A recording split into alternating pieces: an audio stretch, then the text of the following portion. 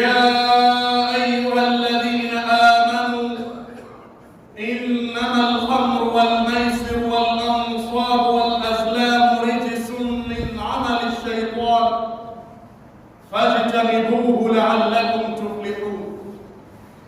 إنما يريد الشيطان أن يوقع بينكم العداوة والبغضاء في الخمر والميسر ويصدكم عن ذكر الله وعن الصلاة فهل أنتم منتهون؟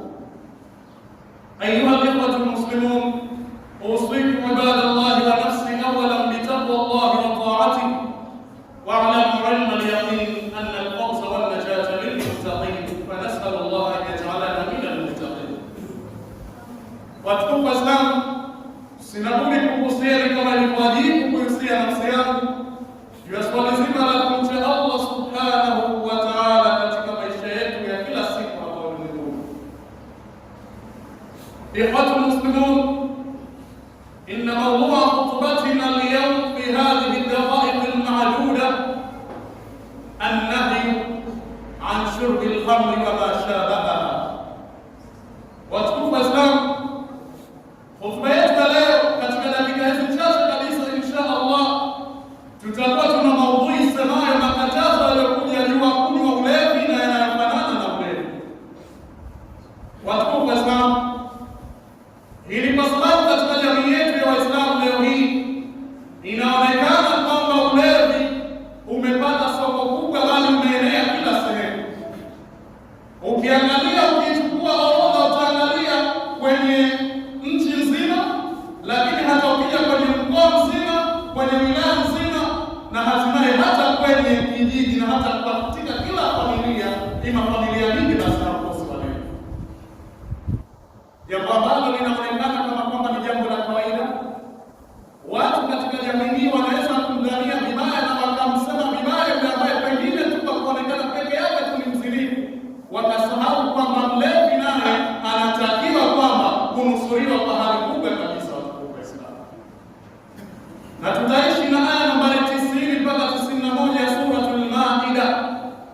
Allah subhanahu wa ta'ala anasema kwa kutoa tamko wazi kabisa, kuna vitu kama vinne ambavyo amevikemea, hataki kwetu sisi tuvifanye vitu hivyo, na kwa sababu ndani yake mna madhara makubwa. Watukufu Waislamu, lakini sisi zaidi na zaidi tutakuwa leo hii katika hicho kitu kimoja ambacho tumeamua kwa dalili hii kumshana. Watukufu Waislamu, Allah subhanahu wa ta'ala anasema ya ayyuhalladhina amanu, enyi ambao mlioamini. Bila shaka ni mimi na wewe, kama ni kweli waumini kweli, anataka kuna habari nzito anaileta kwetu sisi.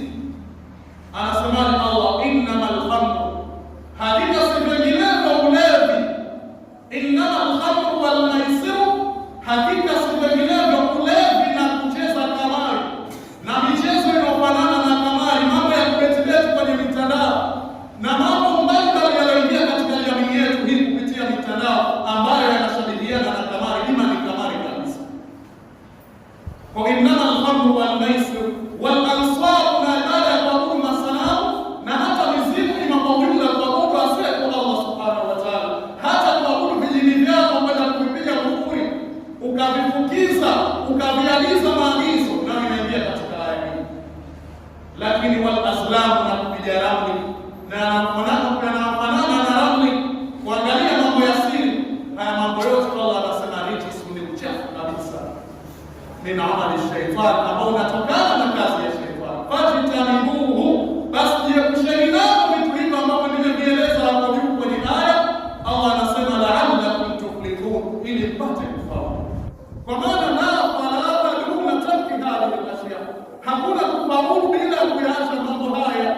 Allah katika aya amekataza ulevi na ndiyo maudhui yetu, lakini amekataza na swali la kamari ambalo lina maana yake maalumu, ambao vile vile amekataza na swali la kuabudu mizimu, kuabudia siku Allah pamoja na kupiga ramli, kupiga bao. Lakini ukiangalia katika jamii ya Uislamu, hizi ndizo kazi zetu, na wengine ndizo kazi ambazo tunatumia kujipatia riziki, huku tukiona kwamba kama ni swali la kawaida, kama ni swali ambalo halina mushkeli, kisingizio ni maskini. Watukufu Waislamu, kwa Allah subhanahu wa ta'ala, kwa nini anakataza haya?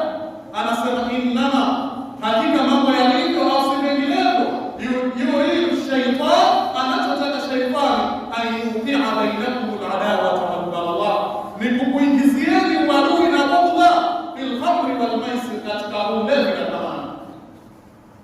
Leo hadi sote ni mashuhuda namna gani watu wanaweza wakishalewa wanaweza kutukana, wakapigana chupa, wakafanyiana yasiyostahili. Lakini vile katika kamari, namna gani watu ambao wanacheza michezo hii wanaweza kutasimiana, kwa sababu tutashindwa imamnalo fulani. Kwa Allah hasemi Mungu chochote alichokikataza Allah subhanahu wa ta'ala kikataza kwa sababu ya maslahi yetu, na tukiwa tutakifanya tuelewe kwamba tutapata madhara hapa ulimwenguni, lakini na akhera tutadhara. Kwa Allah subhanahu wa ta'ala anasema anachokitaja kwa shaitani katika mambo haya ya kukatazeni, na hasa katika swali la ulevi na kamari, ni kuingiza baina ya nyinyi uadui na uhasama, mkachukiana. Tena wayasuddakum an dhikrillah, na kuzuilieni shaitani nyinyi kutokana na kumdhikiri Allah. Mtakuwa hamna muda wa kwenda nasa, mtakuwa hamna muda wa kumtaja Allah angalau siku mara kumi. Wa ani salati, lakini kutokana na swala. Mwisho haya Allah anasema fahal antum muntahun, mmekoma? Kwa maana mmeacha mambo haya. Hii ndio aya ambayo maulama wa fiqh wa sheria wanatuambia iliyokuja kupiga vita ulevi moja kwa moja, kwa sababu ulevi uliharamishwa kwa wakati ulifika wakati, kwa sababu ya swala alikuwa anatumia ulevi, uliharamishwa ikaja kati za swala tu uweze kutumia, lakini nje ya swala uweza kutumia kidogo kidogo. Baadaye ikaonekana watu mpaka wakati wa swala wanaonekana wameelewa, hawapo kabisa, mwisho kapigwa marufuku kabisa kabisa. Kwa Allah anasema fahal antum muntahun, mmekoma? Mtaachana na mambo haya? Kwa watukufu wa Islam, ina maana Allah subhanahu wa ta'ala anatutaka mimi na wewe tusiweze kutumia ulevi. Allah atatuhalalishia vitu vizuri vizuri, na akasema sakulu min at-tayyibat, ulevi miongoni na vile vilivyokuwa vizuri vizuri, kwa maana kwanza halali, tena ambavyo havina madhara. Lakini sisi vile vyenye madhara ndio ambavyo tunatumia, watukufu wa Islam. Watu muslimu, ama kwa upande wa hadithi kuna nyingine kabisa ambazo zinakataza kwa swala zima la ulevi, lakini hata yule ambaye anajishughulisha na biashara ile, kwa maana muuzaji, mchukuaji na kila anayehusika katika ile balaa, wote hawa kwamba wana laana za Allah subhanahu wa ta'ala. Mtume sallallahu alaihi wasallam anasema katika hadithi aliyopokea Ibn Umar, kullu muskirin khamr, kila chenye kulevya basi ni ulevi. Wa kullu khamrin haramun, na kila ulevi ni haramu kwa hukumu yake. Kwa hiyo ni bangi ile yote ulevi ambao mtu anatumia akihisi kama ni sehemu ya burudani, kama ni sehemu ya starehe, aelewe kwamba amechupa mipaka ya Allah, na Allah ameshasema wa man yata'adda hududallahi faqad zalama nafsa. Yoyote atakayechupa mipaka ya Allah, mipaka ya Allah, sheria alizoweka ni hizi. Wewe unachupa kwenye ule mpaka wa Allah, ni kama mimi na shamba yangu, wewe unaingia kwenye shamba yangu, maana yake tafsiri na tafuta ugomvi. Kwa hiyo maana mipaka ya Allah ni yale aliyowekea kwa haya si kiukwe, lakini wewe unayavuka. Kwa Allah subhanahu wa ta'ala, kwa hiyo watu kuachia. Kwa hiyo watu kwa Islam, kuna haja wazee tukaweza kuangalia kila mmoja katika vijana wake halali, na pia vile wazee mna jukumu la kuangalia watoto wenu. Je, mtoto wangu hakufuatana na watu wanaotumia madawa ya kulevya? Kwa sababu Allah anasema ya ayyuhalladhina amanu qu anfusakum wa ahlikum nar, ziokoeni nafsi zenu na jamaa zenu na moto. Kwa hiyo wewe ni mzee, una wajibu wa kuangalia mtoto wako je hafuatani na wale, ili ukishagundua kwamba ana tabia hizo haraka kabisa uweze kumwondoa. Lakini ibada ya nasa ya asrina hada, masikitiko makubwa za wazee hizi, huyo mzee hana muda wa kukaa na watoto wake, hana muda wa kuangalia nyenendo za watoto wake, kutwa yuko kwenye video ya television, mipira na upuuzi mbalimbali. Na nikupa fursa kwamba ikiwa mzee, lazima mtoto unapokaa unapochuma, lazima kijana wako uhakikishe umemwandaa vipi baada ya wewe kuondoka duniani, kwa sababu leo ukidharau mtoto wako unajidharau mwenyewe, kwa sababu hakuna cha kuombea wewe kwa baada ya kufa. Na leo kama tumekuwa tunalifahamu hili, wallahi kila mzee baada ya mali na kwake akaacha kuangalia na television, akakaa na watoto wake akawasimamia, wakaweza kusoma kumtambua Allah subhanahu wa ta'ala. Kwa nia kuna siku yataondoka na hawa anatengeneza ndio kuombea. Usifikirie watu wengine watakuja kuombea kuwa ikiwa unashindwa kushughulikia tunda lako alilokupa Allah subhanahu wa ta'ala. Kwa hiyo ni fursa ya kipekee kwa tusiwatelekeze watoto. Hatimaye mpaka mtoto mjui nasikia na kutasiana mara na kutarangi, sababu tu kumbe inaonekana na wazee swali na malezi wamelipuuza. Wale ambao waliotarajiwa zamani wanakana walikuwa kwa pastori ndio walio mbele kwenye video vya televisheni, Biblia na mambo mengine ya lala. Sasa ikiwa watu wanafutu kukaa kule, mtoto afanye nini? Mjukuu afanye nini? Ndio pale tunaposema watoto wa sasa wakai, lakini wazee wakai pia. Kwa sasa sisi wenyewe hatujakuwa tayari kubadilika, na ili tuweze kuleta mabadiliko, basi sisi wenyewe tuwe mstari wa mbele kwa wale ambao tunawaelekeza katika khairati. Kwa watukufu wa Islam, hili tunalizungumza kwa sababu ambalo ni jukumu la wazee kuhakikisha kwamba watoto wao wanakuwa sio wale, na moja swali kubwa linaonekana ni kushughulikia nyenendo zao na nani wanafuatana nao katika maisha ya watukufu wa Islam. Ikhwatu muslimun, katika hadithi aliyopokea Abu Hurairah anasema, inna Allah harrama al-khamra wa thamanaha, Allah ameharamisha ulevi na thamani yake. Kuna wangapi wanajisifu wametajirika kwa pesa za ulevi watukufu wa Islam? Hili ni hatari, na inafaa kufika wakati mtu pesa hizi zinamfanyia mema. Allah a'lam, lakini kwa banasiri kubwa watukufu wa Islam ndio kubadilika mama. Kwa watukufu wa Islam, thamani ya ulevi, na bahati mbaya watu hawa inawezekana mitaani wanajulikana wanafichwa hali ya kuwa wanavuruga jamii, wanavuruga kizazi cha Kiislamu. Kwa hili ndio ambalo linaonekana watukufu wa Islam. Ikhwatu muslimun, katika hadithi nyingine Mtume sallallahu alayhi wasallam anasema, man kana yu'minu billahi wal yawmil akhir, yoyote yule aliyekuwa anaamini kwa Allah na siku ya mwisho kwamba ipo na anayofanya atalipa kwa maana, fala yashrabu al-khamra, basi asinywe ulevi, asivute bangi na mfano wa bangi, hata sigara inaingia, kwa sababu idhuru afya yako Muislamu si karaha, ni haramu.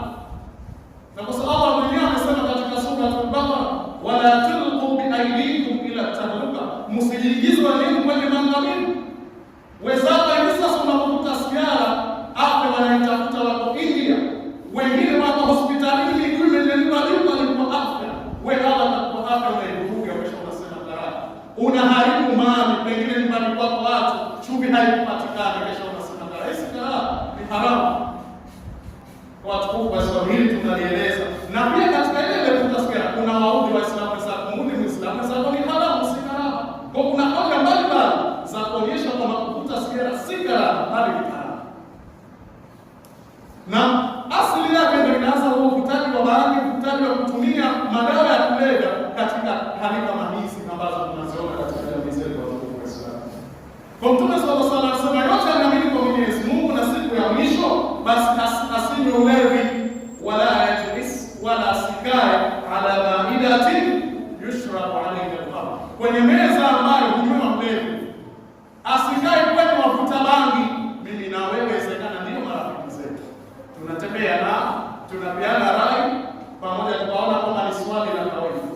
Na hii ni kwa nini? Kwa sababu Allah subhanahu wa ta'ala anasema katika hii sura Al-Maida, wala tunazzala alaykum fil kitabi an idha sami'tum ayati llahi yukfar biha wa yustahza'u biha fala taqulu ma'ahum innakum idhan mithluhum inna Allaha ja'ala al-munafiqina wal kafirina fi jahannam jami'a. Nimeshatoa tangazo, Allah anasema katika kitabu changu eleweke rasmi kwamba mkisikia sehemu aya zangu zinakufuriwa, zinafanywa istihzai na maulama kwa tafsiri aya hii, kila kikao ambacho hakimtaji Allah, watu kazi yao kusengenya, kazi yao kufanya ubaya sehemu kama hiyo dhidi ya Waislamu wenzao, kazi yao kuvuta bangi, kikao kama hicho Muislamu hatakiwi kukaa. Allah anasaukiana na wewe kwa sababu katika wale, kwa hiyo siku ya kiyama atakupeni nyoto kwenye jehanamu, kwa sababu tatizo tu ni kunao. Mimi na wewe leo hii, je, hatuna marafiki kama hao? Na nasi kwamba tunapata kwa baba na swali sehemu ya maisha. Kwa tumekatazwa mpaka kukaa kwenye sehemu kama hizo. Sasa ikiwa umekatazwa kukaa mpaka sehemu hii, inakuwaje kwa yule ambaye anatumia sehemu hii? Watukufu wa Islam, ndio ambao Mtume sallallahu alaihi wasallam anasema. Lakini katika hadithi nyingine Mtume sallallahu alaihi wasallam anasema, thalathatun, kuna watu aina tatu, harrama Allahu al-jannata, Allah amewaharamisha wanaishia pepo, hawaipati mno. Na zipo riwaya tofauti, riwaya nyingine la yadkhuluna aljannata, hawaingii peponi. Kwanza mule hilo kama mtu ambaye amekufa na aliyakuwa akidumisha ule mpaka pengine anakufa, mauti yanamjia ndani ya ulevi wake, hana toba maana, ama mtu huyu kwa Allah subhanahu wa ta'ala na salama. Je, mimi na wewe hivi katika uhai wetu hatujawahi kuwa si watu ambao wamekufa katika ulevi na tukaombea dua na kwa imani zetu tukaona Allah atawasamehe? Allah ta'ala ni hatari kubwa kwa watu wa Islam. Tuna sasa na watu kama hawa washakatishwa matumaini wazi tangu duniani. Mtu ambaye Mungu ni khamri anakufa aliyakuwa amedumisha kunywa ulevi, kuvuta bangi, kutumia madawa ya kulevya kwa kudhuru afya yake.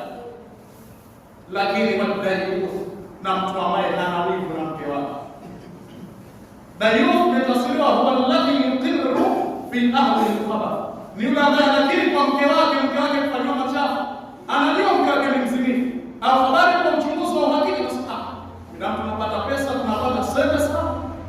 Mke ambaye ni mzinifu anakupiga talaka, wala hakuna subra ni wahimu. Kwa mtu ambaye wa pili ambaye ataikosa pepo ya Allah subhanahu wa ta'ala ni daiyu, na naogopea hili wengi katika sisi, si kama hatuji katika hiyo tabia kubwa sana.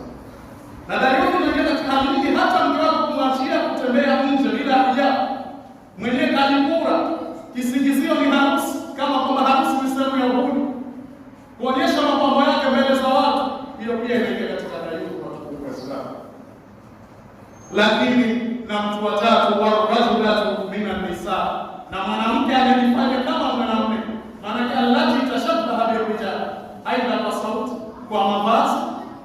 Unamkuta bindana kavaa jeans, kavaa suruali kama mwanamume, hakisi kama ni swali la kawaida. Na baadhi yetu sisi wazee ndio tunawazoesha watoto wetu tangu wadogo, tunawavisha nguo za kike, tunawavisha wanaume na wanaume. Tarajio letu huwa akikuwa na tabia hii haelewi, na tayari huo utamaduni. Na ndio maana sasa swali hili limekuwa gumu watu wa Islam. Kwa watu kama hawa hatuingia katika pepo ya Allah. Kwa riwaya nyingine za hadithi wa ta'aqub, na mtu ameasi kwa wazee wake, riwaya tofauti za hadithi hizi. Na kwa riwaya nyingine wa musafi kumdisiri, mtu ambaye anaaminisha uchawi anakwenda kwa mtu alirogeka. Kwa watu wa Islam, hii si tabia nzuri ya ulevi, ni tabia mbovu kabisa. Kwa tujitahidi iwe ni katika shehe, kama ni shehe lazima chukue majukumu yake, lakini wananchi kama ni wananchi, lakini na viongozi wa nchi kama wananchi, sasa sote ni masuhuru, tutaulizwa namna gani tulipolisimamia jukumu hili kwa Allah subhanahu wa ta'ala. Na tayari tumeshaona namna gani Mtume sallallahu alaihi wasallam anapokataza swali hili, na tuendelee kuona zaidi katika hadithi ambayo tutakuwa ni hadithi moja katika hotuba ya pili aliyopokea Jabir.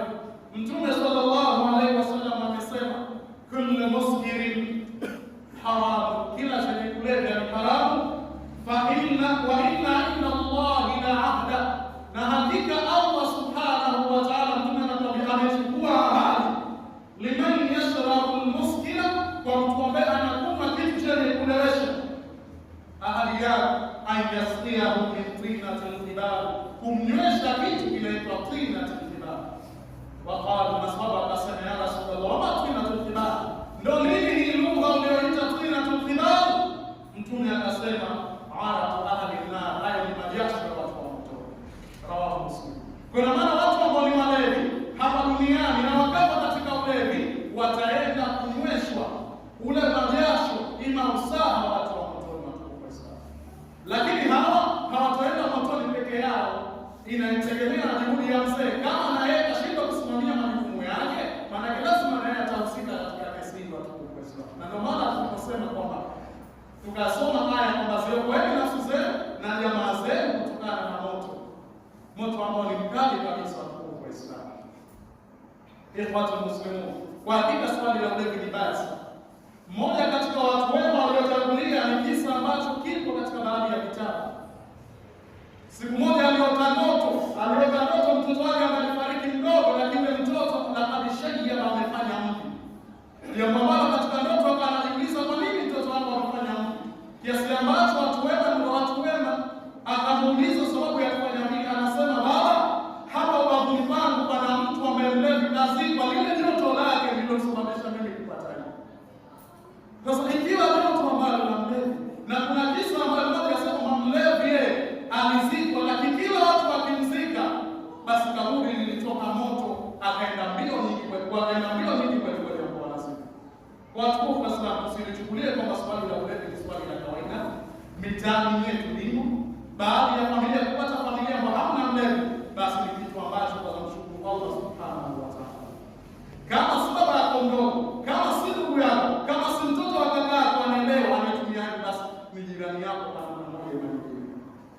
Kwa swala zetu kwamba tuweze kusimamia vizuri mwili kwa kupeana nasaha, na ambaye ni bora zaidi ambaye atakuwa ni nasaha, na yule ambaye atakuwa nasaha aone kama ni mstiliza, kama ni kuhangaisha, kama ni kukera, basi Allah subhanahu